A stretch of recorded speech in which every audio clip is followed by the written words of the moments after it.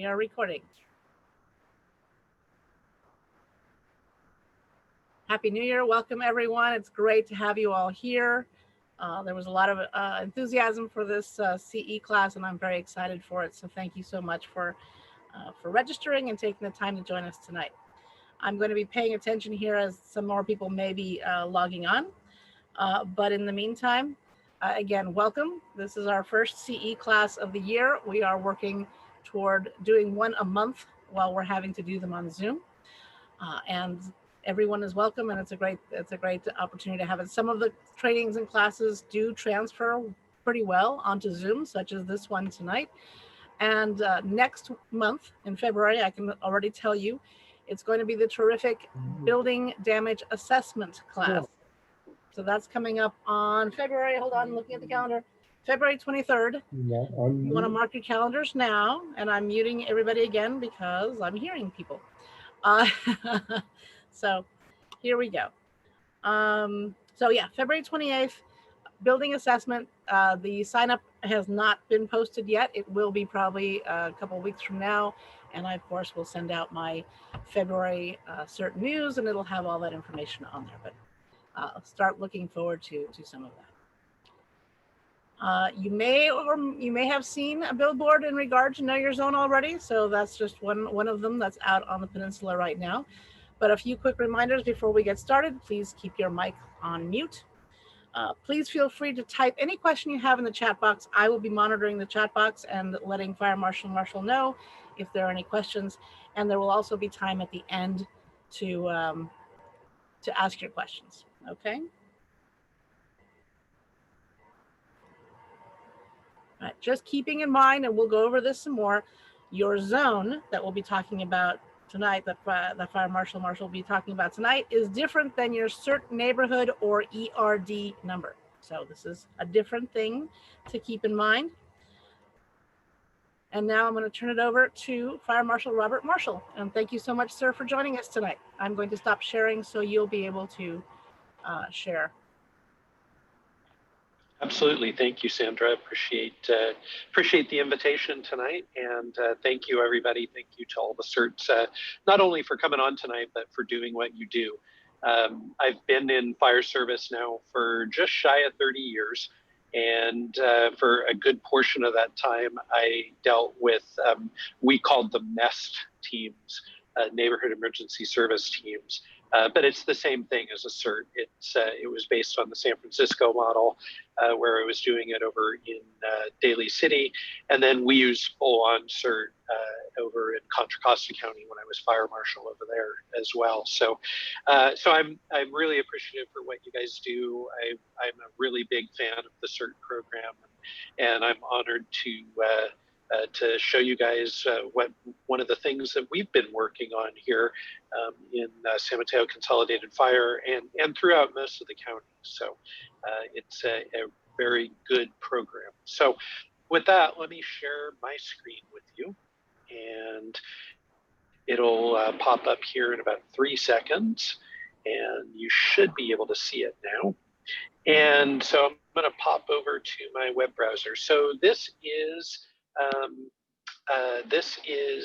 Zonehaven, and Zonehaven is a program by which we can do a little bit better job of handling evacuations in case of an emergency. So we lost your screen. And what you'll see, oh, that's no good. Hold on a second. Let's try that once more.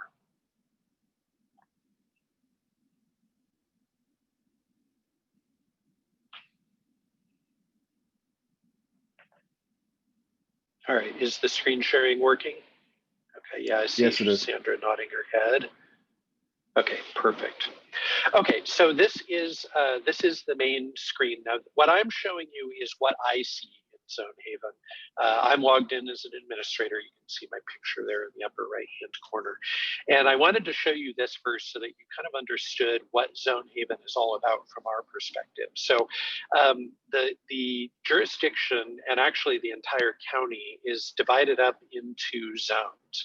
And each zone has a particular identifier that's associated with it that both talks about which city it's in and then which zone within the city. So if I zoom in a little bit here on Foster City, you can see there's FC003, there's an FC002, there's an FC001. And from my side, when I zoom in on stuff, I may see things kind of go a little bit differently because there's a lot of information here for my side of the world. So as I scroll around here, you'll see little things that pop up in there. So from my side, what each of those things mean are a little bit different. So you can see that there are things here for stoplights. There's some little circles with some triangles in them with a little exclamation point in the center of them. There are things that look like homes with hearts in them. And then you see some blue, some blue blocks basically with a little flag on top that's in there as well. And each one of these things means something a little bit different. So those blue things are places that are schools, and we put those in there because that might be a special consideration for us when it comes to evacuations. The triangles with the exclamation points in them for us are high occupancy areas. So we chose to put in all of our apartment buildings into here because we've got a lot of them. And if there's an evacuation that needs to take place, that might require special consideration for something that we do. We've also got these homes with the hearts on them. Those are our senior living facilities. They may be very small assisted living facilities, or they may be very large. We put all our hospitals in here, all of our major care centers and those kinds of things all go into here as well. The kind of searchlight thing is our daycares. It's basically a way for us to be able to tell where they are at as well. And we put all of these things in here so that in the case of an emergency, if we think that there's somebody who has a special need or needs special attention, maybe they can't evacuate or something like that, that we know that there are things that may need to be done there that are a little bit above and beyond just telling everybody, hey, you need to evacuate, get out. These stoplights are all about those intersections that need to be controlled somehow. And this is one of the things we can do with Zonehaven is we can direct people through Zonehaven to go to a particular location. And so the way that we do that is we have these intersections, and those intersections might be something where we decide that somebody needs to actually go to that location. So when we look at those, they've changed this a little bit. So what happens here is I've got these traffic control points that I can look at, and they just upgraded this. So this is the first time I've actually seen it this way. There we go.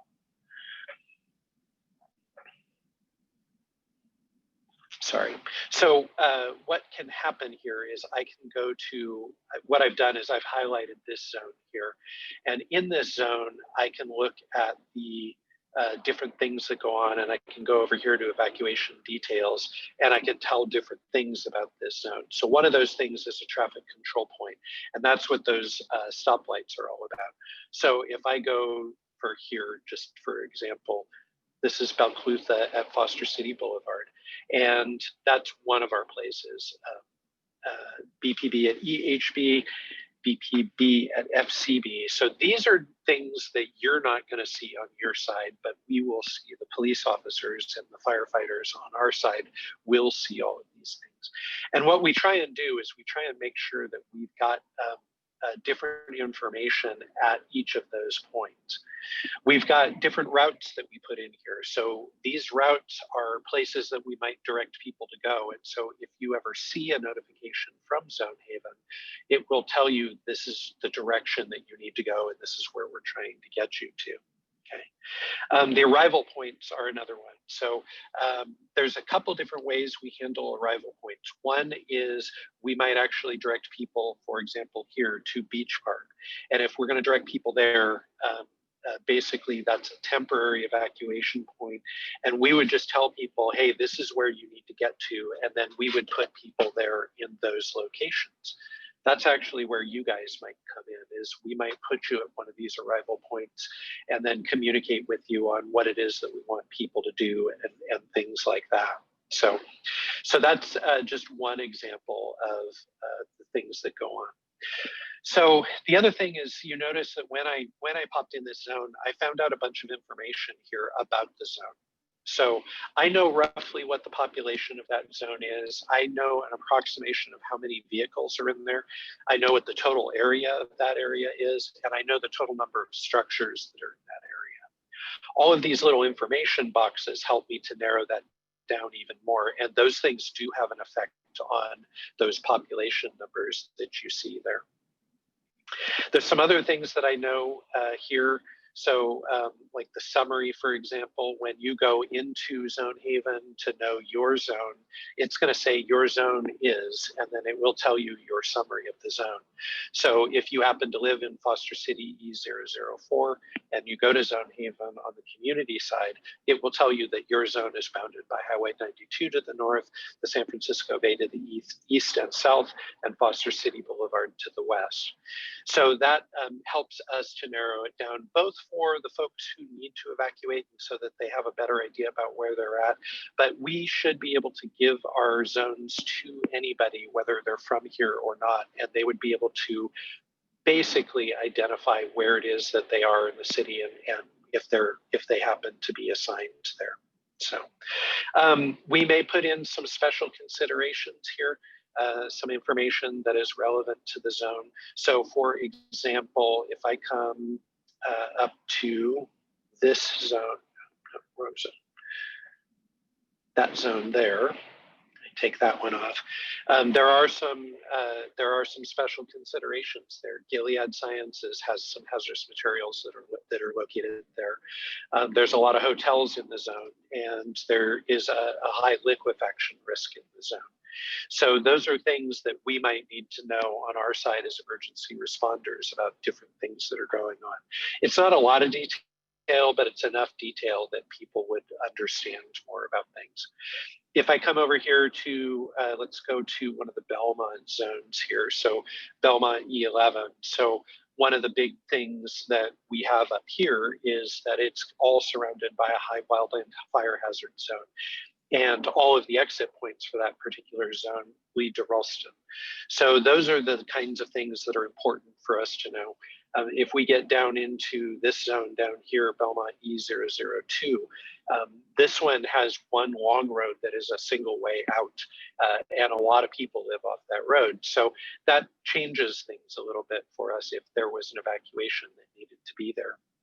I'm going to zoom out for a second, take away from that zone. I'm going to zoom out, and I'm going to go down here to, looks like they finally cleared them all. But this area basically that you're looking at here is an area that the CZU fire complex burned through. And when the fire burned through that complex, actually maybe if I take the filter off, yeah, there it is still there. So when the CZU fire happened, they actually stood this up very, very quickly.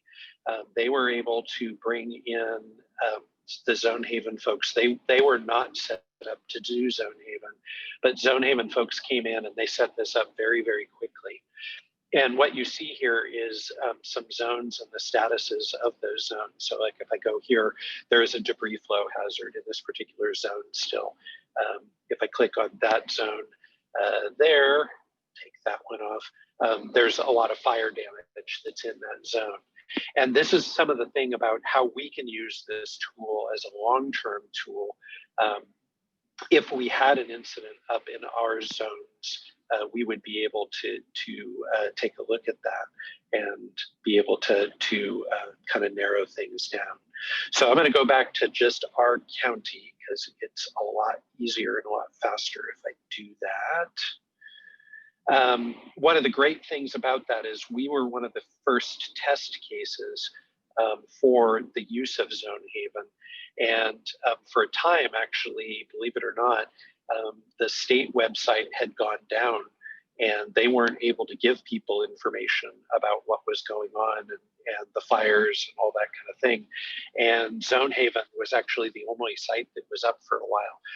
Initially, we had 5 counties that were part of this. And as you saw just now, there are a whole bunch of counties who are now using this because they were able to see through the CZU fire, through the SCU fire, the Santa Cruz unit fire, as well as the fires that were occurring up in the Berryessa area, burned down into Vacaville and all of those areas.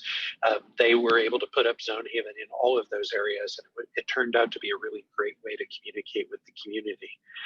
So one of the other cool things about this that I found was that I actually live in an area, I live in the East Bay, and I live in an area that is within a Zonehaven protected area.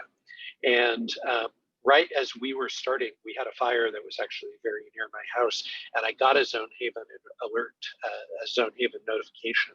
And it was very, very cool to be able to see that it actually worked and that I understood exactly what was going on, where the hazard was, and all of those kinds of things. So one of the other things that we do, and you've seen it here at the kind of the top right corner here, is the evacuation pre-plan. So this one, I wanted to show this to you because this is certainly something where we might actually involve you guys when it comes to using Zonehaven. So if we decide, and actually let me go back to this one for a second. So let's say we're having some kind of an event here and we need to evacuate people. So on the live side of things, click over there for, actually it's not enabled yet. Let me come to the training one here. So the training stuff that's here is we can actually create training here, and we can create, in fact, let me see if I can find the one that I did here. So, sorry, it's going into its little lock thing. So one of the things that we can do is we can actually, Robert, yeah, go ahead. Sorry, there was one question. John asks, what about a map of zones that have been opened to return, so re-entry from evacuation? Is that part of the plan? It is. That is exactly part of the plan, and you'll see that here in a minute if that ever unlocks itself. Try closing that first. And is the hope for this to eventually be statewide? It probably will be statewide at some point. So CAL FIRE is the one who kind of drove this initially. And in our county, they drove this. And then once they were able to, I think you guys have probably seen Jonathan Cox. He's the division chief for the San Mateo unit. And so he was one of the big proponents of this to start with. And then when we had the CZU fire, he was one of the folks that was in charge of that particular fire. And so he basically said, hey, we've got this thing. I think we could probably stand this up pretty quickly. What do you guys think? And that was how it got started. So get out and we'll go back into Zonehaven.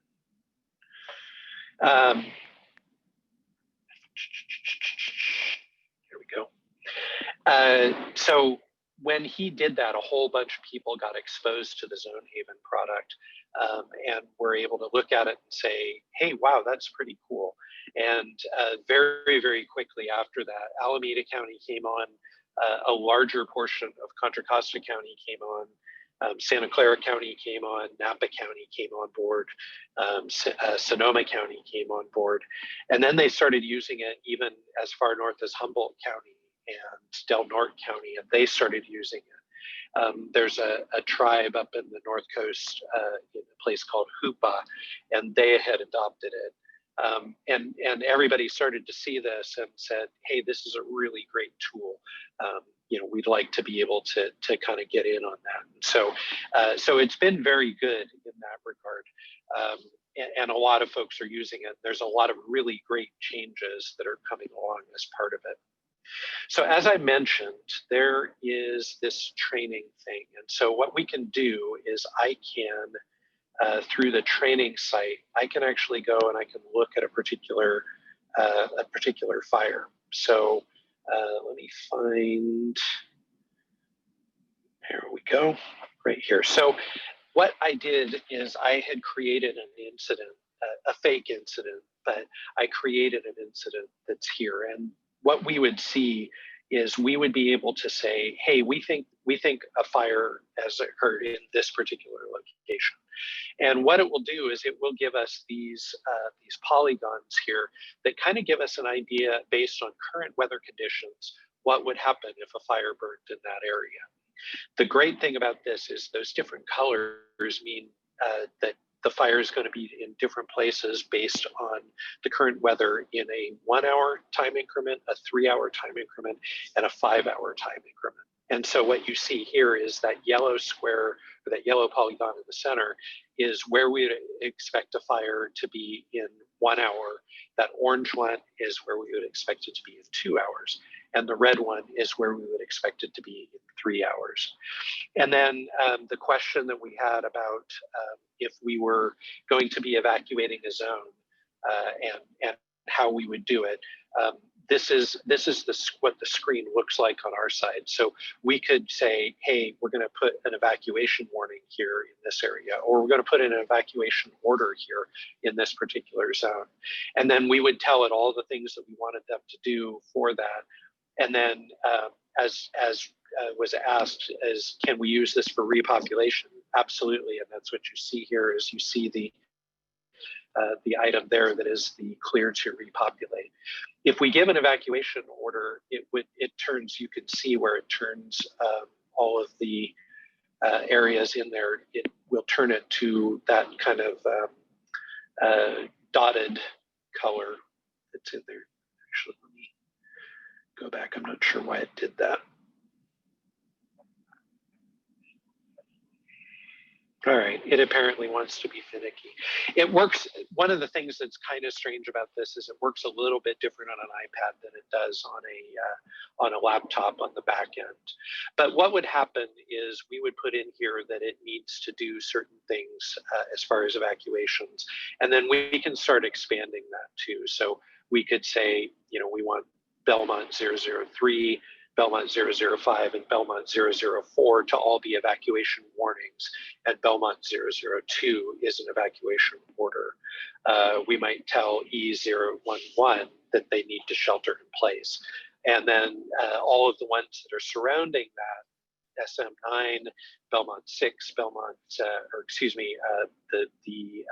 so we could bring up, I don't have them up right now, but we could bring up the San Carlos zones as well. And we could tell them that, hey, there's an advisory for you guys because we actually do have evacuations in place for a fire that's over in this location, and kind of give them basic information based on that. When we do this, when we do these things, let me go back one. So I can simulate a fire and I can tell it that I want to use a wildland model or an urban fuel model. I can tell them that I want them to use extreme weather, which uses kind of the worst case scenario based on historical data. Or I can tell them that I want it to use the current weather. And when I tell it, like in this particular case, it's current weather using a wildland fuel model, I hit next and it will simulate that fire for me. We had a fire that was actually right in zone, kind of right on the border of zone E11 and E004 in Belmont. And when the fire started, I put in the address and I simulated a fire, and it turned out that it was very, very accurate.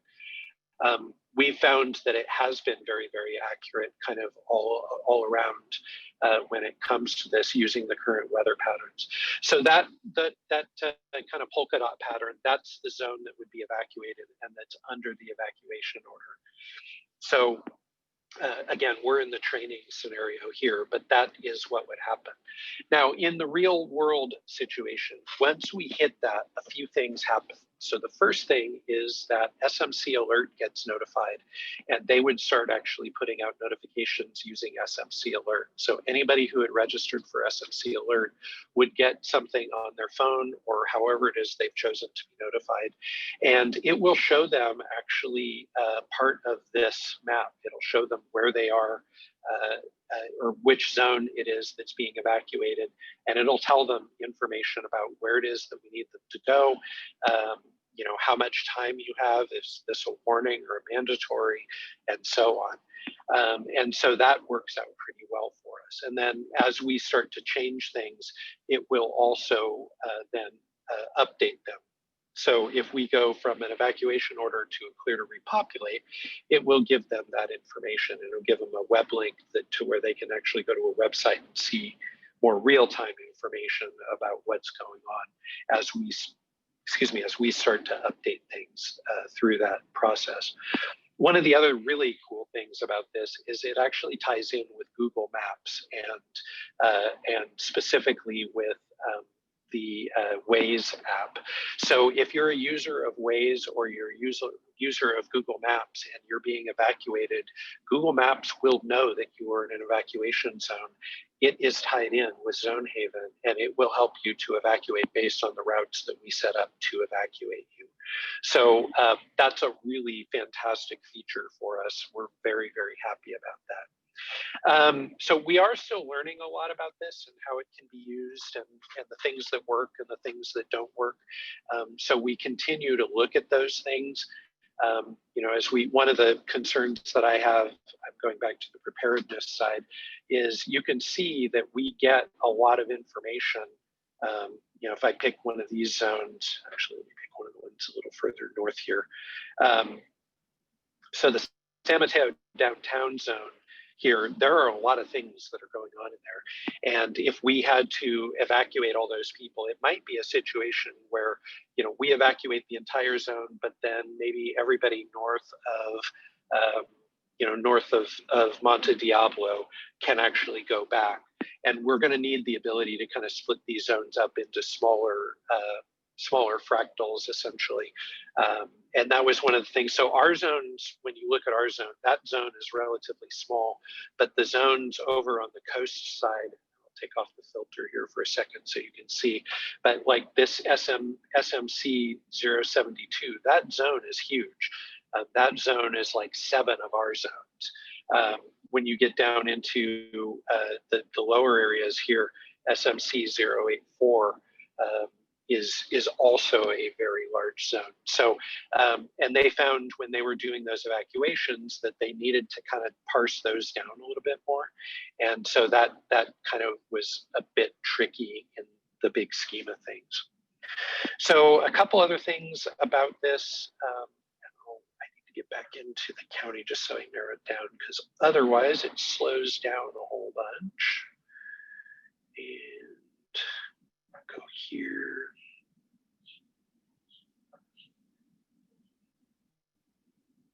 There we go. So when I'm in the zone, clear all of that. If I go to, let me use one of the ones that's up here. So actually, let's go with this zone right here. So this is the area kind of north and east of Hillsdale. In San Mateo up to 92, and then the high school is right down here. Hillsdale High is right down there. So if we had a situation where somebody needed to be evacuated from there, or we needed to evacuate the zone for a wildfire, for example, one of the things that I can do is I can click on this stoplight here, and it will then give me an idea of, pop that out, of how many cars I can expect to go through those intersections based on standard evacuation routes. So I can make decisions based on these numbers, I can make decisions on how many officers we need to get there, or who we need to have at different intersections, because we know that there might be some a lot of folks who are going to get traffic backups and that kind of thing. We can make decisions on, hey, we're going to turn Hillsdale into a one-way road, and everybody's going to be traveling one direction on that. We'll have multiple lanes to be able to get people out faster and that kind of thing. So that's another one of the great things about this, is that we can do all of that stuff. So I mentioned that there are ways that we would use certs in this regard. So one of the things that we would do is, if you were manning a shelter, for example, we're likely to give you this document, which is the Evacuation Pre-Plan.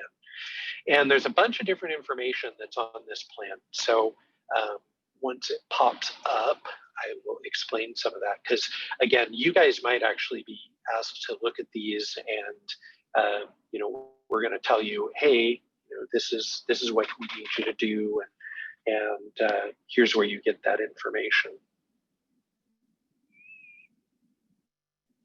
There we go. So the first thing it's going to do is that you're going to see on this is you're going to see a map, and it's going to show you this is the zone. And we would have one of these maps for every zone that we say we need to have evacuated. And the whole point of this is that we would give this to anybody who is going to be involved in the evacuation, whether that's the officers there, or if it's the fire personnel who are going to be helping out. It may be certs or whoever, and it's going to tell you all the information that we know about it. It's going to tell you, hey, here's the population, here's some special considerations, here are some evacuation facilities that we need to be concerned about potentially. And then there's a second map that's a little bit further out in view, shows you a wider view of things, and it will tell us, in this case, it tells us, hey, here are some traffic control points, and here's what we think needs to be there as far as the number of people. So at Hillsdale and Clearview, we think we need 2 sworn officers. We don't need any barricades or anything like that. We just want to do that. If at Hillsdale and westbound 92, we need another officer there at that location. And the potential routes in this particular case, we're going to direct everybody to Highway 92. That's our main thing. You can see that there's some QR codes down here in the lower right-hand corner. So we can put anything we want to in there. Right now, we've got some stuff for COVID-19 protocols, for some shelter-in-place stuff, having people register for SMC Alert, and then the city of San Mateo wanted their COVID-19 stuff in here as well. We can change that on the fly during an emergency. So if we have an emergency, we can change that. So if we decide that we are going to open an arrival point at the College of San Mateo gym, and that's going to be our evacuation center, we can put an information QR code into these links here that would link people directly to a web page that would tell them exactly what it is that we want them to do, and how to get in, and how many people we have there, and whatever it is that we want people to know about those zones. There's another QR code that's at the top of each of the 2 pages. So if you have a QR reader, you can actually scan that, and it will bring this document up for you. That's what that particular QR code has. So we know everything that's going on for that based on this. So if we give one of these to one officer who happens to be in the command post, that officer can then scan this, get the link, and then he can email it to his entire department if he wants to. Same thing could happen with us and with the certs. Is I might say to Sandra, hey, for your certs who are going to be manning these particular areas, they're going to need a copy of this. Here's the link, or I can just show it to Sandra and she can scan it with her phone, and then she can open the link and then do what she needs to do with that. So that's one of the other pretty exciting things about this. So any questions before I show you the community side of this? So several people are asking if there is an app for this, or if this is all online. It is all online. Great question. The app is built into a website, and it knows which platform you're using. We did it that way so that you didn't have to download an app. We wanted people to be able to go directly to a website and use the app based on the website. So it does look different if you're on a computer versus if you're on a iPad like I'm on currently, or on my iPhone, or if you're on a Droid device, an Android. It will look slightly different, but the basic information is all the same, and the pre-plans all look identical, no matter which platform you're on. So great question. Another question is, does it include AFN, access and functional needs information? It could put that, we could put that in there. We don't have information currently. So there's always this little tricky balance that we have to kind of walk, right? So I think a lot of people think of the police department as being a government agency. And a lot of people are really leery, I think, sometimes of giving police departments their information.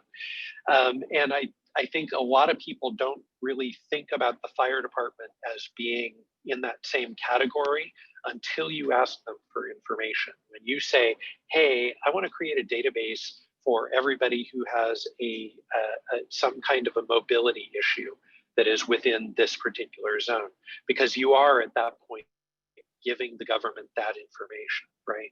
And so there is always a little bit of hesitance when it comes to those kinds of things. So we've been talking with a bunch of different groups about how do we get information on people who might need extra assistance, individuals who might need extra assistance.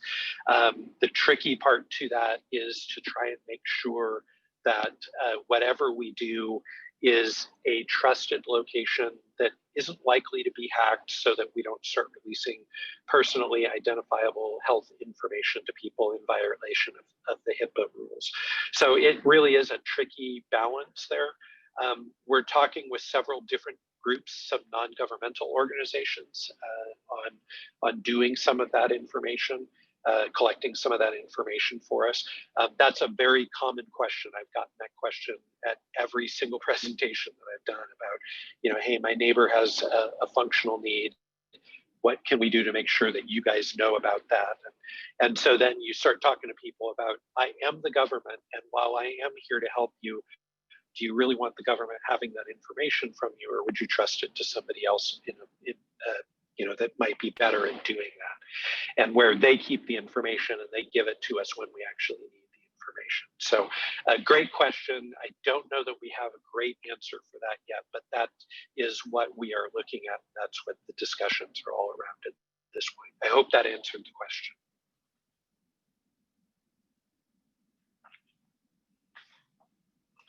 Have any more questions, Sandra? No, other than, so are you going to show us the public side? So what is it that, as a public person, what would we see on Zonehaven or the Know Your Zone? Yeah, absolutely. So there is a website, which is this one here. So there is, so you can go, if you see that the website that's on the billboard, if you go there, it will send you to this website, the myzone.zonehaven.com. And if you type that in, it will take you to this. This is that website. And then what you do is you hit Find My Zone. And when you hit Find My Zone, it will pull this up, and then you can put in an address, right? So let's just say, I'm going to put in 1900 O'Farrell,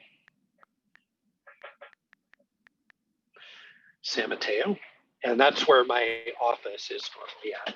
So it's going to tell me here that I am in zone SME014. We're in status normal, and if there was some kind of an event on that backside that I was showing you, we would put in a reason. A wildfire or hostage situation or broken gas main due to an earthquake or what have you. And it gives me that information. If I then want to learn about any alerts that come up there, I can hit on this subscribe to the alert thing, and it will take me to the SMC Alert page where I can then register to get evacuation notifications on that. There's some, now on this one, it's a little strange because it's the iPad, so it's a little big, and I've already given them feedback on this that they need to be able to zoom this down a little bit, because I can imagine this would be a total nightmare on a telephone. But it gives me some information about the zone. And then we can put anything we want to in here. So that description field, for example, right now there's nothing in there, but if I wanted to during an emergency, I could put in information about that. And so what we're trying to get people to do is go to this website so that they know what their zone is. And when you register for the evacuation planning through SMC Alert, then it's going to look for who's within cell phone range of that particular zone. And it's going to say, it's going to broadcast an alert to that zone. It's going to say, hey, there's an evacuation underway right now in Belmont or in San Mateo in this case for SM-E014. Here are your instructions, and here's where you need to go from here. And so that's what it'll tell you. The other thing that's nice about this is it tells you the last time that it was updated. So you would know whether this was a new warning or a stale warning or anything like that, if there was any kind of an update. Now, this zone was created and then last altered on August 13th, 2020 at 11:28 a.m. and probably by me. It may have been by the police department, but that's why it says last updated there. But if we had changed that zone to an evacuation zone, then it would say, hey, this is when it was last updated, and it might say that was tonight at 7:15 p.m. So, and that's the great thing about this, is that it's really just kind of easy in the way that it works that way. When you click out of that screen, it'll kick you back to this screen, and it will tell you kind of what's going on here. If you need weather, it will tell you what the weather is. If there are fire conditions, it will give you those fires. If there was an active fire in the zone, that active fire would be the #1 thing in the zone. And then there's a list that tells you what the zone status is going to be. And then you can filter it as well. If you only wanted to see San Mateo, you could do that. One of the quirks about this is you have to put the county in first, though. So if I come down to here and I click San Mateo County, here we go.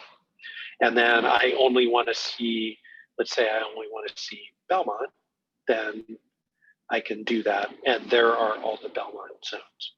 So, and again, this is throughout the entire county. So you may find that you live in Belmont E006 or San Mateo E14 or Foster City 001, but perhaps you work in Redwood Shores. And so just pop up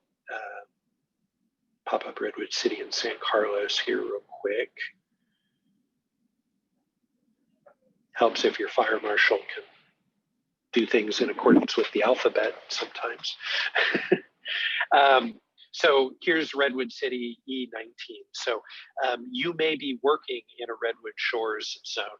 And so if you're in that zone and you've registered for the alerts and something happens in that zone, you will get a notification for that zone, because it will base it based on where it sees you in there. Now, obviously, this is, and as you guys are well aware, people learn about emergencies in different ways. So we've got a whole bunch of people who may not ever use this. This is just one tool at our disposal. The nice thing about that is that anybody who is registered can learn about those evacuation zones and learn more information about that. But if they aren't in there, it's still a very useful tool, because it gives the tool to our police departments to be able to say, hey, this is where we're going to evacuate. This is how we're going to do that. And it gives everybody a lot more confidence that we'd be able to do this in really quick fashion. That's one of the things when you've got a disaster that's unfolding before your eyes. And I'll use the example of the fire that we had in Belmont last year. So we had this fire and it went, and the fire burned very, very quickly. The total fire was actually, it was kind of a small fire in the large scheme of things, right? It was about 2.25 acres is what it wound up being. But the fire burned very, very quickly, and there was a lot of smoke, and it's a very steep area with a lot of steep terrain. And we issued an evacuation order very, very quickly. And by the time that we actually got everybody evacuated out of the zone, the actual emergency was pretty much over at that point as far as the advancement of the fire. And so everybody was then like, okay, well, now what do we do? And how do we do this? And so, and that really points to the next thing that we're going to be doing, which is the training amongst all of the people who are going to be using this. So, I'm pretty decent with this now, because this has been something that I've been doing now for about 7 or 8 months. But Sandra hasn't really had much exposure to this yet, so she doesn't know a ton about it. Most of our BCs don't know a ton about it. Some of them do, but a lot of our battalion chiefs don't know what it is and how it's going to be used. And so that's the next step, is we're doing the training on that. We're going to be doing some functional exercises. We'll be doing some training with our PD partners, with Public Works, and anybody else who might be involved in an evacuation that occurs on a mass scale. And we'd be able to train with all of those folks so that they get comfortable with it and understand how it's going to work when the actual emergency comes down. So we do definitely feel that this is going to be a matter of when we use it, not if we use it. There are a lot of different things that we can do with this platform to have people shelter in place. I foresee us using it a lot for gas main breaks. We'll be able to tell people, hey, there's a gas main break. Evacuate if you live in this block, or this block, anywhere else, shelter in place, that kind of thing. If we have a structure fire in the area and we know that, we can pull this up and we can look and we can see that there are, there's a convalescent hospital and 3 residential care facilities that are in this area. We could notify them, looking through this, we could notify them that there was this smoke in the area and that they should close the windows because we don't want people to have breathing problems because of the smoke that's hanging in the air. So there are a lot of really great applications when it comes to this. And we are really, really excited to be able to use it, to be able to roll it out to the public. So. Anybody else? Any other questions? Quite a few have come in, so let me get rolling here. Sure. What happens if you are on the border of a zone? You're between 2 zones. Great question. You would actually be notified based on where you were. So if both zones had an evacuation order in place, you'd actually get 2 notifications. If only one of them had an evacuation in place, then you would get the notification from that one zone. It is entirely possible that if you are in a zone, but you're hitting a cell tower that is in a different zone that goes into an evacuation, that you could get an order that says, hey, you need to evacuate. And that's why we need people to know their zones, because it will tell you what zone it is that needs to be evacuated, where to go, and where to get more information. So it'll be important for people to look at that. When you get that notification on the phone, it actually does link you to the community Zonehaven site. So if you get a notification and you click on the link in your notification, it will take you to this screen that I was just showing you, that says, hey, this is where your zone is, and this is what your status to your zone is. It'll take you right to this page. So great question. Right. Next one. If you are already signed up for alerts, such as SMC Alert, will you get evacuation alerts, or do you need to sign up for those? So do I need to sign up? No, you will. Yeah, if you're registered for SMC Alert, which I sincerely hope all of you guys are, but if you are registered for SMC Alert, there's nothing else you need to do as far as registration goes. What you do need to know, though, is what your zone is. So, go to the community.zonehaven.com, type in your address, and it will tell you what your zone is. So I would imagine several of you have probably already tried this or are already doing this. So good for you if you have, and if you haven't, I encourage you to do so. And if you have any questions while we're on the line and you're doing it as we speak, go ahead and fire those questions at me, and we'll see what we can do to get you notified or get your question answered rather. Their question is, have you thought about showing evacuation routes for each zone so residents can educate themselves prior to an emergency? There is a lot of debate on that as far as what we do. So there's a couple of different schools of thought in that regard. If we do that, I mean, certainly we want people to be aware of what their potential evacuation routes are. What we're weary of is we don't want to show the routes that we absolutely want to use in evacuations, because if somebody says, oh, well, this is going to be my evacuation route. For instance, if we had these three zones, let's say that these three zones, that there was a fire that started over here at the kind of 280-92 interchange there, and the fire is burning up through the draw here and around this mountain peak that you see. This is the hill peak that I'm talking about. And if the fire burns up through this area and it burns up here to Ralston. So if we were to tell everybody, hey, here are your evacuation routes, and everybody sees that Ralston to 92 is the primary route, and the fire is burning that way, they could actually be putting themselves in more danger if they just say, hey, I got this notification. I don't need to go to the website and see which way they want me to evacuate because I already know what the evacuation routes are. And we might say that your evacuation is actually going to be to go down this way, go to Alameda de las Pulgas and get out that way, or go Ralston all the way to 101. That might be something that we do too. So that becomes a little tricky in that regard, and not everybody has a great answer for that just yet. I think ultimately we probably will tell people what those evacuation routes are. We definitely want to test out the evacuation routes by doing our simulations first, so that we get a lot of people's eyes on this to see if there are things that we didn't think of. There's a handful of people who developed these zones and what's in the zones.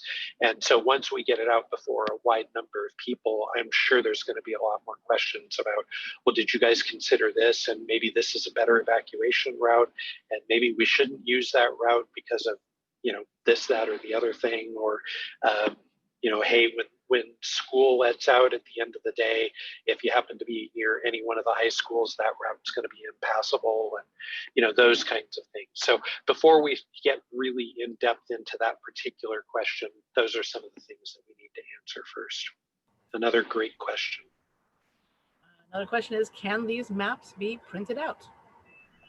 They can, yes. So when we put out these evacuation pre-plans, on this side of things, and we start looking at those,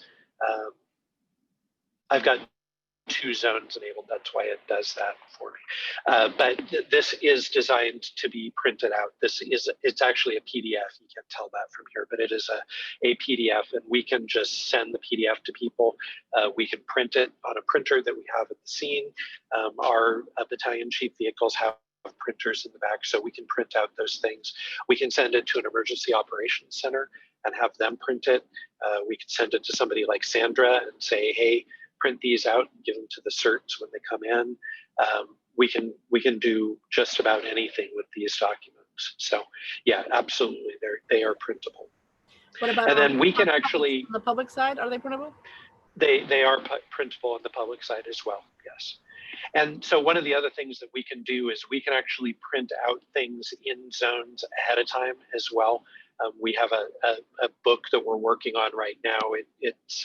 We haven't published it yet, but we can actually say, hey, we want to print a book with all of the zones in it and put it into a binder so that we could put those on the engine in case they happen to be in an area where they can't get good cell service or something, which we've got a few areas in the cities that can happen. If you're on the backside of the high-rise section of the San Mateo Bridge, for example, there's a dead spot on that side on the Hayward side of the high-rise. anybody who's tried to talk to anybody across the bridge knows that you might actually drop your call right as you get to the base there. And so, so we can print these out and give those to them so that they know that. The other thing about this is if we had a really big fire, a CZU type fire, we may have a bunch of people coming in from out of the area that don't really know anything about us. They don't know our zones. They don't know our evacuation routes. They don't really even know what the highways are that are in there if they didn't come in on those highways. And so we could print these out or print them out one of those entire books and give it to them and say, hey, we use Zonehaven. Here it is. You might hear in briefing that we've evacuated SM006, SM008, SME29, so on. And that way they know what's going on. Same thing with our police partners. They would be able to give it to other police partners that come in from the area on mutual aid and be able to say, hey, here's what we're talking about. This is the zone that needs to be evacuated. You're in charge of this zone. Go make it happen. So. Okay, a couple of similar questions on the same vein. How is data entered? Who is authorized to enter information and where is it collated or verified? And the other question is who has access to the information collected? So there's a lot of stuff to unpack in that question. So as far as the people who have who enter the information, so there are administrators. I'm one of them. I am an administrator. We have an administrator with San Mateo City Police Department, Foster City Police Department, and Belmont Police Department. So there are administrators within each of those areas. We have access to all of the information, but only the information in our county. So we don't have information. So for instance, if you pop over here, you can see that El Cerrito and then Lafayette, Araga, and Marinda are all part of Zonehaven as well. But I can't go in and look at their protected information. So I can't go there and look and see where their high rises are or where their critical evacuation facilities are or anything like that. I can only tell what's going on in this county as an administrator. There's another level in there called an editor. An editor has the ability to do some stuff, but not all of it. Those editors are the ones who primarily enter that information. And then then we would, as a team, verify the information that goes in there. And then there are another area is just called a viewer. And a viewer only has the ability to view the stuff that's in the zone. They can't change any of the information, but they can see everything that's going on in there. And then the last one on our side of things is the alerter role.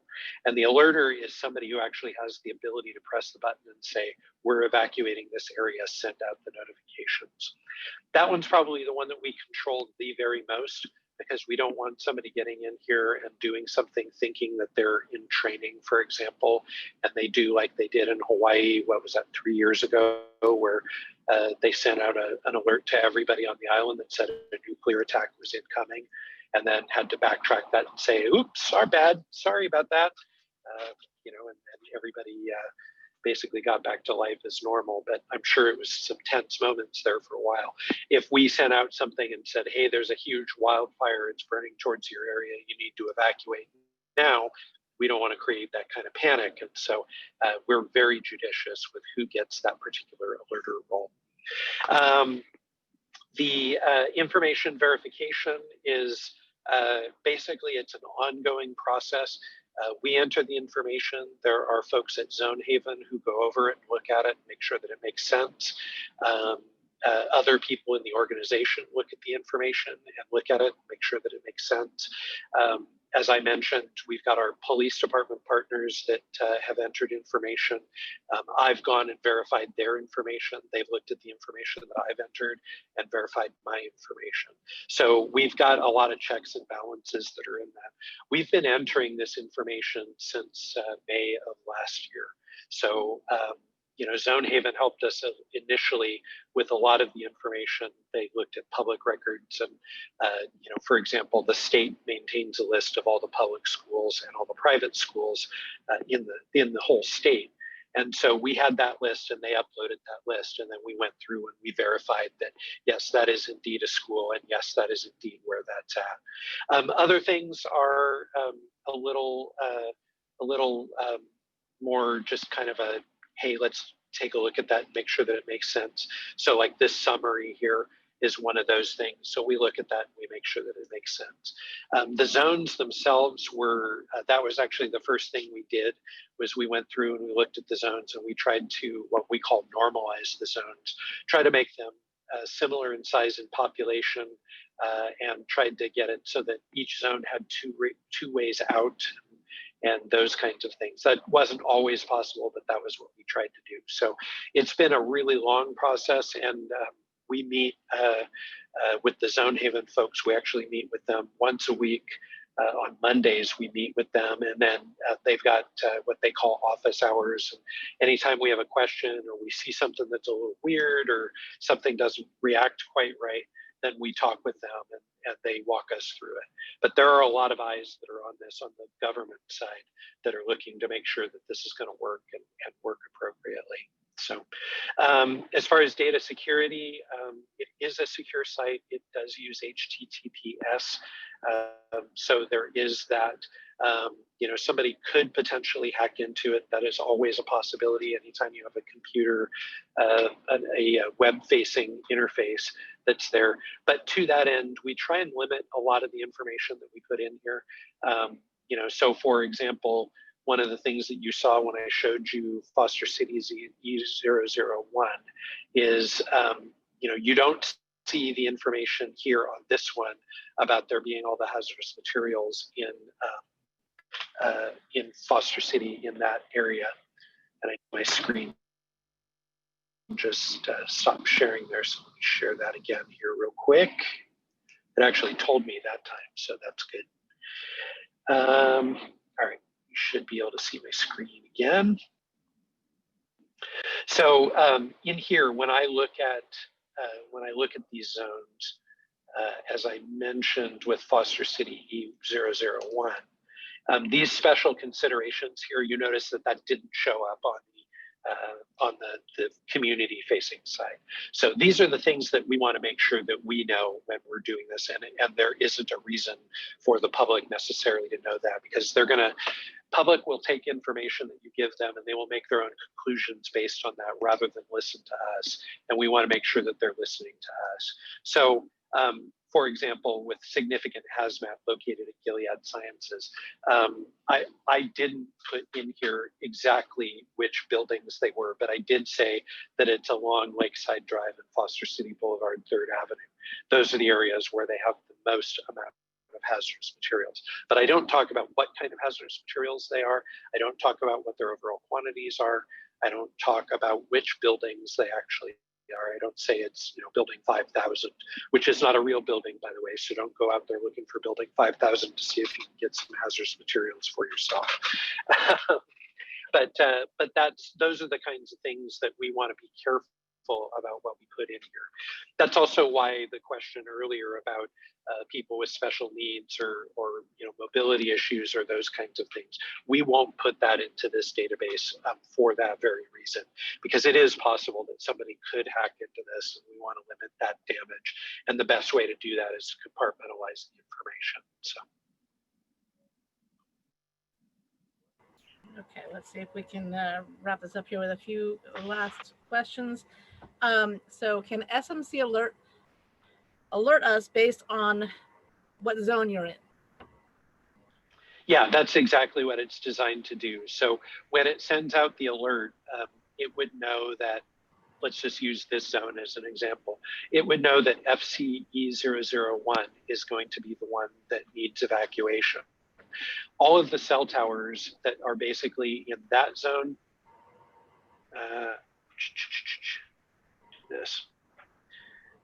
that zone, that zone, that zone, that zone, and that zone are likely to be notified. And so it will put out the alert based on any cell phone that is in that particular zone, and you'll get that emergency notification on your phone.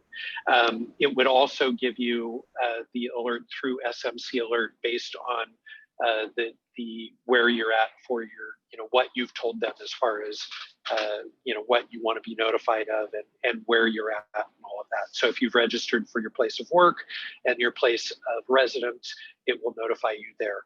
But it will also notify you just based on your cell phone carrier. So even if you didn't register for SMC Alert per se, you would still be given those evacuations in that evacuation order. And then the other thing is, so one of my other jobs with regard to the fire department is I am one of the public information officers. So when we get a big incident, and if we went into evacuation mode, I would be telling, I'd call KCBS and I'd say, hey, this is Robert from SMC Fire. We've got a fire. We need to get out an evacuation order. Can you help me with that? And they'll say, yeah, great. What do you want people to know?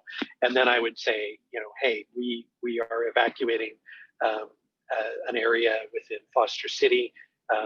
If you know your zone, the zones that are being evacuated are FC-E001, FC-E002, and FC-E003. If you live in one of those zones, you need to evacuate. You can go to community.zonehaven.com and get further instructions there. If you're not registered, you can register there. You can look at these zones and figure out if you live in one of those zones. If you do live in one of those zones, we need you to evacuate immediately.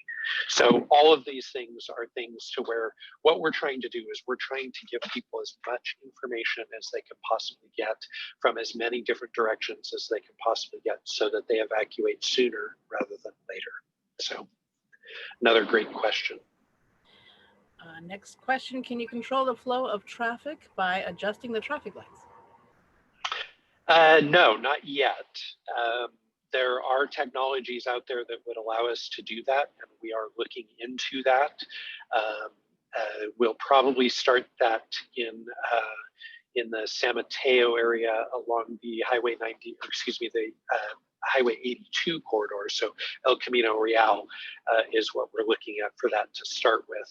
And that technology is actually pretty neat. It does things in a couple of different ways, but the basic thing that it would do is if there were evacuation routes, it would prioritize the lights along those routes, particularly at the busier intersections. And be able to do that. The other thing that it would do is if there were emergency vehicles that were traversing those routes, it would change the lights ahead of time as they approach those intersections, like 2 or 3 intersections away, so that their route was essentially clear. So that we didn't have a fire engine that pulled up to an intersection and it was clogged with people, kind of a thing, because the lights would have been green for a while before you even see the red lights and hear the siren of the fire engine approaching. So, and that technology would be used for police cars, for fire engines, for ambulances. It could be used for buses. It can be used for general traffic flow. If we needed it to, and particularly in the event of evacuation. So that piece isn't in place yet, but we're working towards that piece. I don't know how long that'll take, but we are actively working to that direction. Right. Next question, also on the privacy end. This would of course be on the professional end, your side. Are names of occupants in the database or just the addresses? Just the addresses. Yeah, that's a good question. So it's just the addresses, and the closest we get to occupants is how many people we think might be in the building. So for instance, there's a high rise on Gilead's site, and I know how many people work in that building. If it were full, I know how many people are going to be in that building, and that helps me to plan a little bit for an evacuation should we need to do it. It also might help me to determine, do I really want to evacuate them now, or can I have them shelter in place for the moment and then wait for things to calm down a little bit, then we evacuate them, because we know that if we take 3,000 people that are basically located right there at this kind of this area in the center of the screen there. If I take 3,000 people from there and I tell them all to get onto Highway 92 East, they're all going to go out into the parking garage. They're going to get into their cars, and it's going to be gridlocked from there all the way to probably there. And so we need to be able to make some decisions based on that. When you see these numbers, this is on our side, the government side. So you see those numbers of the population of 40,000 people and 10,000 cars and 8,000 structures. That includes those people who are in there, and that's because we put those numbers into the database. But it does not say, Sandra Furpo works at 1900 O'Farrell. We don't have that level of detail, and we don't want to put that level of detail in there. It's overkill, really. So. All right. So last question is going to be based on what you had said about what you could and could not see in terms of other counties and other areas. So I believe she's referring to the CZU fire. Could the Santa Cruz County officials see the San Mateo County information during that fire? Yeah, so during an emergency, one of the things that Zonehaven does is they've got a group of people who can respond to the emergency. And based on what the incident commander tells them, they can start to unlock things. So if we, for example, let's say that we're, doing things over here and a fire starts over in Walnut Creek and starts to cause evacuations over in the Walnut Creek and Lafayette area, and we respond over their mutual aid, we could give them our login information, tell Zonehaven, hey, this is the login information for Robert Marshall. He's assigned to this incident, and they would unlock me for that county so that I could use the tool there. And then when the incident is over, they would just expire me, and I would go back to having the access to my particular area. The other thing about that, though, is that when we start handing out these things, this contains all of the same information that's in that database. It only gives me the information for the relevant zones, though. So I wouldn't have, if I get this, I've got all the information that would be in the public-facing side of things, but it doesn't preclude me from knowing all the same things that they know about this particular zone, that it's 1,026 people, 336 structure, or 330 structures, and 28 acres. And there's a wildland fire hazard zone there, and a high wildland zone in the center west of Campus Drive beyond piazzas, etc. So, and everybody in the Zonehaven universe has these same sheets with all of the same information. The sheets are formatted the same. They don't format them any different. The only difference is the city logos that are going to be up there in the corner.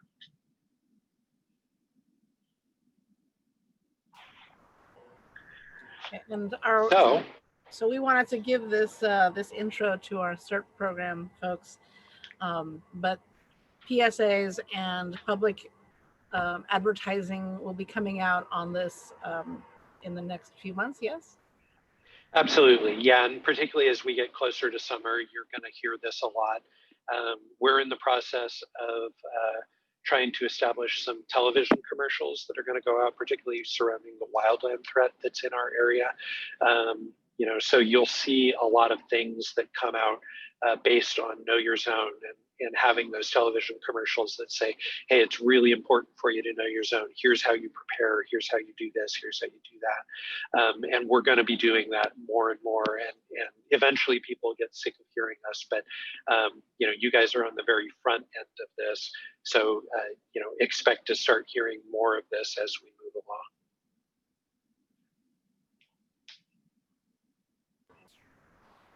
All righty, Robert, I really appreciate your time and help and giving us this this intro and getting us rolling. I know, like you said, we'll be hearing more about it, but I wanted to make sure that our certs had a good intro from somebody who really knows what they're doing. I don't know that I know what I'm doing, but thank you for the kind words. And thank you again, everybody. Thanks for coming on tonight. And listening to the presentation and getting to see this. We're very excited about this, as I've mentioned. we're proud of the work that we've done, and we hope that this is going to be just become a better used tool, and that it will become more and more useful as time goes on, and as we learn more about it. So again, thanks for coming on tonight. Really appreciate it. If you guys think of questions, feel free to get in touch with Sandra, and she can get those questions to me, and I can give her the answers. And if it gets really complicated, she can just kick you over to my telephone number, and I can chat with you guys. So again, thank you very much. Thanks for your dedication to CERT, and have a great rest of your evening. Thanks very much. I have a few more things to talk about, so don't go away. I just wanted to give Fire Marshal the rest of the evening off. He's welcome to stay, of course, but thank you, Robert Marshall, for your help and your insight tonight. Let me just continue here. So remember that Foster City and San Mateo and Belmont all have a zone 1, right? So you have to know your city code and your zone. SM for San Mateo, FC for Foster City, and Bell for Belmont. It's important that you know that, because when the alert comes to your phone and you see maybe the number that you're in, but it's not your city. So make sure that you don't get confused by that. And as you see here, this is how it came up on my computer. So you'll see this. Am I sharing, by the way? Are you all seeing my screen? Yes. Okay. Thank you. So the information will come up here where it says evacuation info. This will be the latest, information as to where you would evacuate and all that good stuff. Let's see what else here.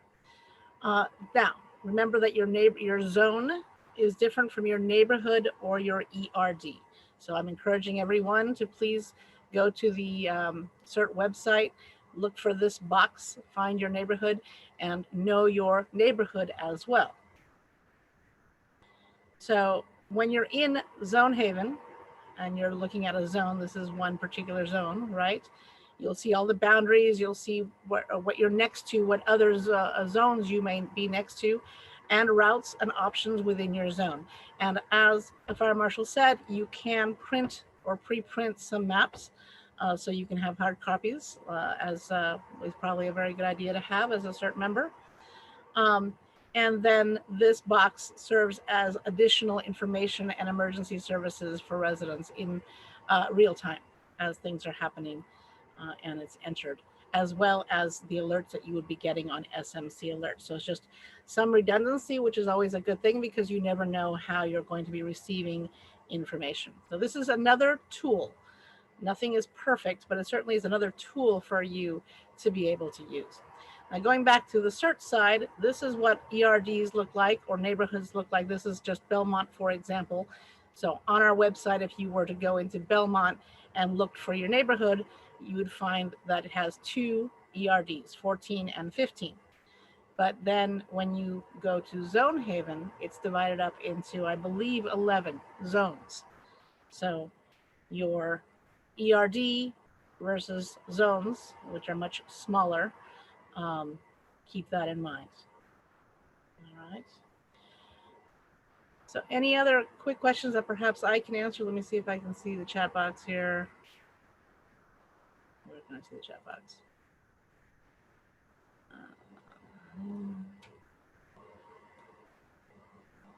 Yes, we are looking to eventually overlay ERDs and zones, so on maps. So that's something that I do want to be able to share. So I wanted to give you a quick update on CERT. It's the new year. We're starting fresh again, we hope. But our CERT program has been one of the few throughout the state that has been quite active throughout even 2020 and the pandemic. So it's as active as you want to and can be, for which I am extremely grateful to all of you. Just FYI, there's a meeting coming up for neighborhood leaders and ERD leaders, as well as district coordinators. Some of you are already in that capacity and doing a terrific job, and I hope you're interested in staying. And many of you have reached out to me to let me know that. Some of you want to move on to other roles, so there are some openings.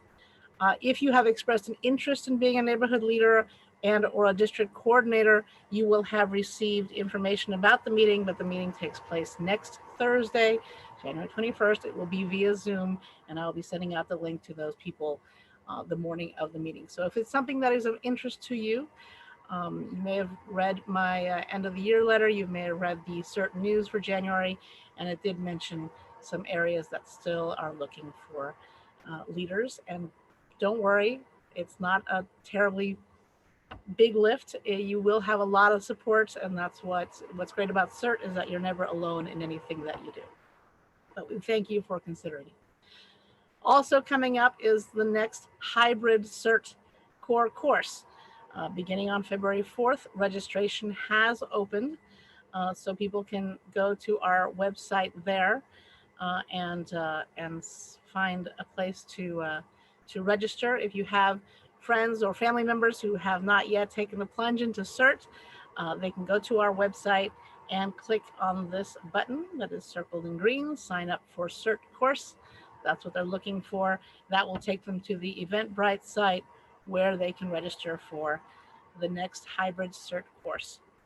Hybrid Cert is divided up into 3 components, if you will. There's the online Cert, there's the weekly office hours live on Zoom, and what we do is we take the information they would have learned online in the online Cert course, and then we localize it and answer any questions people may have and that sort of thing.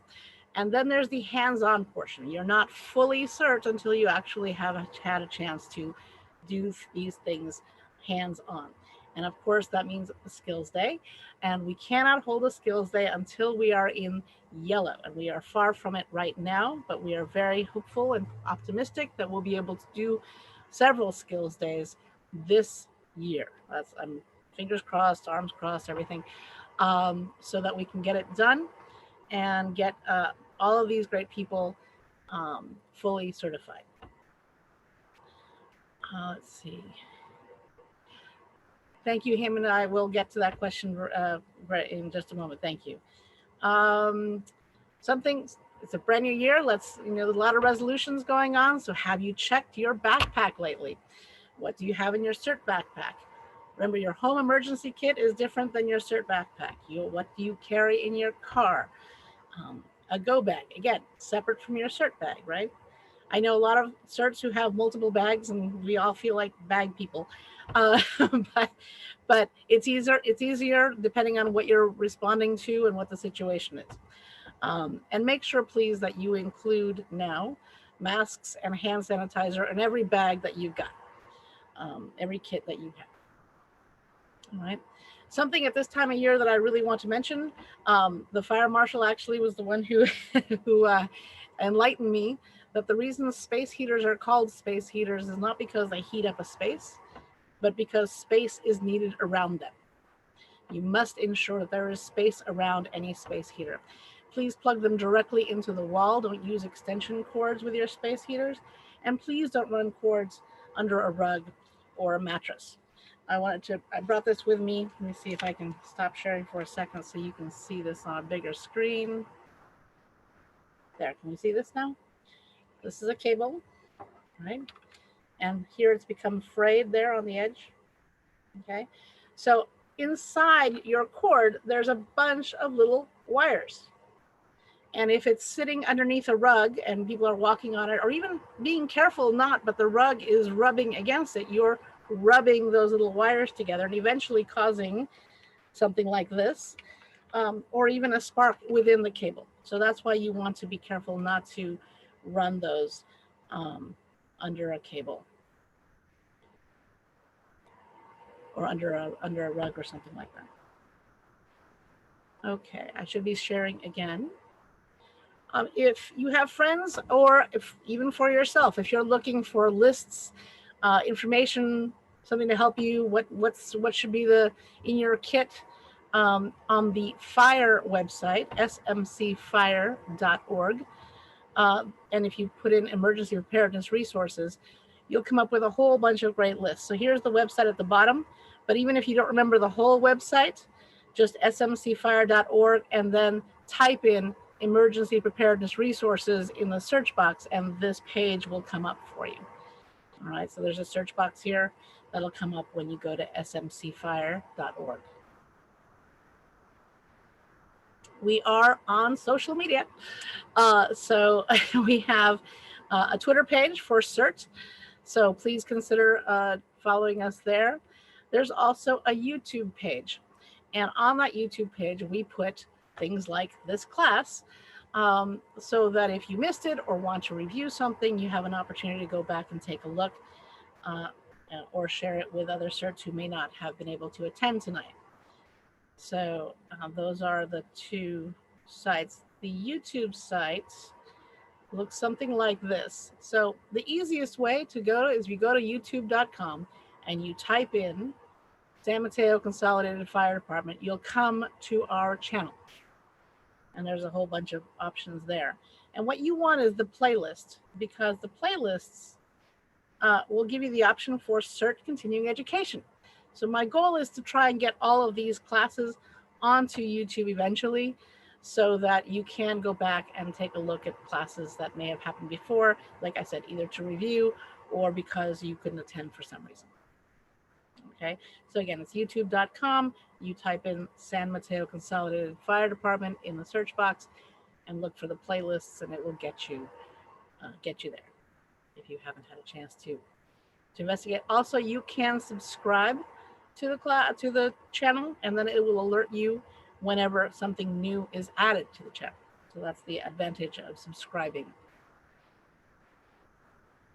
Some of you already have seen this. Every quarter, you are sent an SMC alert as a reminder.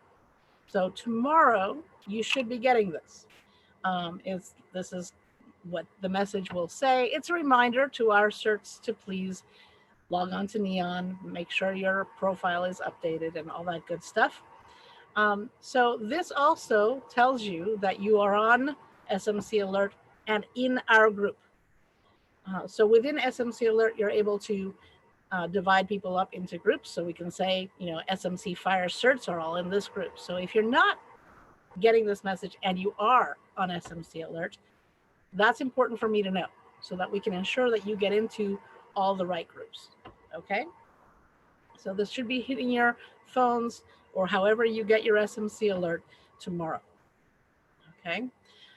In the meantime, we're staying active as we can be. I really appreciate you're here tonight. We hope to be able to return to some form of in-person training later in this year. You guys have been doing a terrific job. Keep up the good work, and of course, be safe, be alert, and be cert. Now, for the chat box, there was a couple of questions, and I can't find the chat box. One person had asked me about grants. So the grant that we had earned ended at the end of 2020. I reported on that in one of my letters to you, and thank you for that. The hope is that there might be enough interest on the part of the state because of the success of this grant to continue offering things like that. So if you found that that having some additional funding towards CERT and to help with CERT training and other things is valuable, let the governor know, let your legislators know that that you're a CERT member and that you appreciate the funding that's come down. Much of what was used for our funding, in our case, was translation of information. So the point now is to try and get more of our preparedness information into communities where English is not the first language. So we've done a lot of translation professionally. We'll have a lot of information printed out, and we'll be able to get those out into the communities more as things open up, and we'll be doing that. Let's see. Question. What about plugging a space heater into a power strip? No, please. Directly into the wall outlet. Okay? That's what the fire marshal tells me, and I follow those directions.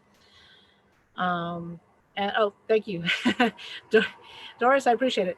Gov.ca.gov is a way to contact the governor. But your local senators, your local legislators, they need to know about CERT and that it is important.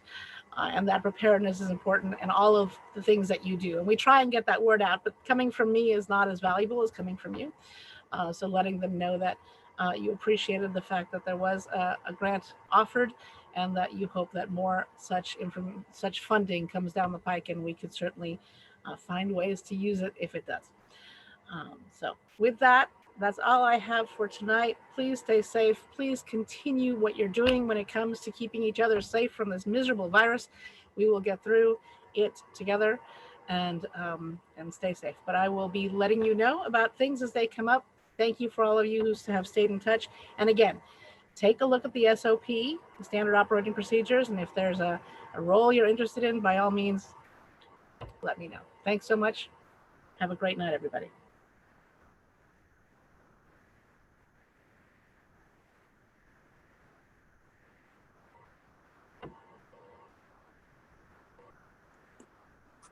Hey, Sandra. Yes, sir. Hey, I have a quick question. I just recently to check out on my profile, and I just found out one of my the class I just attempted, and they put it on the pending. It's the beginning of the first one, but I think I finished the class already. The course. Oh, are you talking about online, sir? No. I talking about is attended the classroom, that one. I think it's something is a 101. I forgot it. Oh, you took it, was okay. Send me an email, send me a screenshot, something, so I know which class you're referring to, because you have to talk to their technical people, but I need to send you to the right one. Okay, I see. So shoot me a screenshot and email it to me, and then I should be able to find the right course for you.